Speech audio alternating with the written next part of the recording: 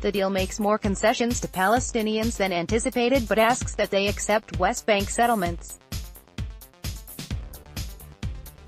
Palestinian leaders have already vowed to reject the plan. U.S. President Donald Trump unveiled his long-deferred Israeli-Palestinian peace plan on Tuesday as he hosted Israeli Prime Minister Benjamin Netanyahu and opposition leader Benny Gantz at the White House. "Together we can bring about a new dawn in the Middle East," said Trump, who also called it the toughest deal ever to make. He thanked the governments of Oman, Bahrain and the United Arab Emirates for their assistance in the peace process. Netanyahu called it a historic day, on a par with May 14, 1948, when U.S. President Harry Truman became the first international leader to recognize the State of Israel. Mr.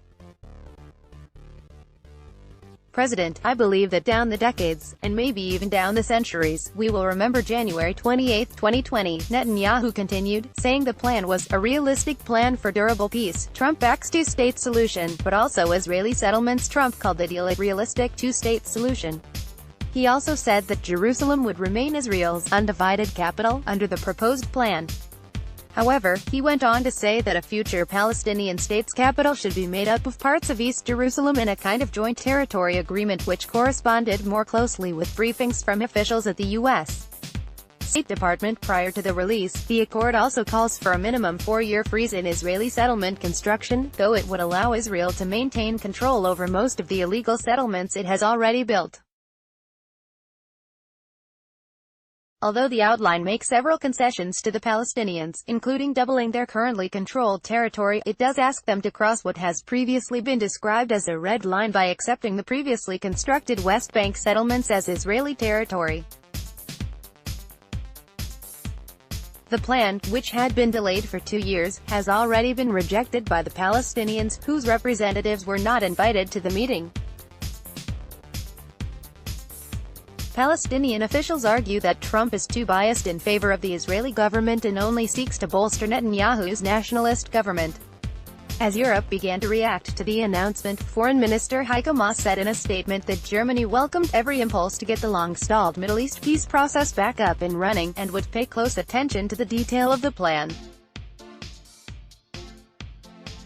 However, he added that only a negotiated two-state solution that is acceptable to both parties can lead to a lasting peace between Israelis and Palestinians. Mass protest in Gaza on Tuesday. Thousands of Palestinians took to the streets of Gaza City to protest the plan, burning pictures of Trump and Netanyahu and holding banners that said, "Palestine is not for sale." Hamas leader Ismail Haniyeh, a rival of Palestinian President Mahmoud Abbas, called Abbas to promise his steadfast support in opposing the plan.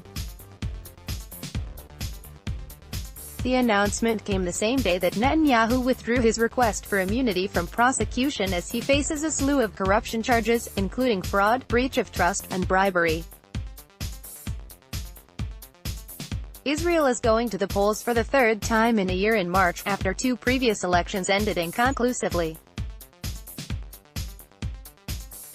Anti-peace plan. Democratic Senator Chris Van Hollen dubbed Trump's proposal the anti-peace plan that excludes the Palestinians. Claiming to advance peace without the involvement of one party to the conflict is a diplomatic hoax that undermines the chance of a genuine two-state solution, he said. The U.S.-based Palestinian Campaign for Human Rights warned the plan would lead to apartheid. Turkey, meanwhile, called the proposal stillborn. However, close U.S. allies in the Middle East were more supportive.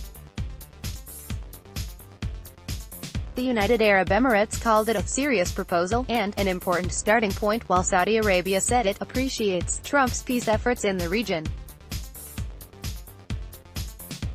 Trump has been promising the peace plan since he was on the campaign trail, famously handing the task off to his son-in-law Jared Kushner shortly after taking office, along with a diverse portfolio that included the opioid crisis and veterans affairs.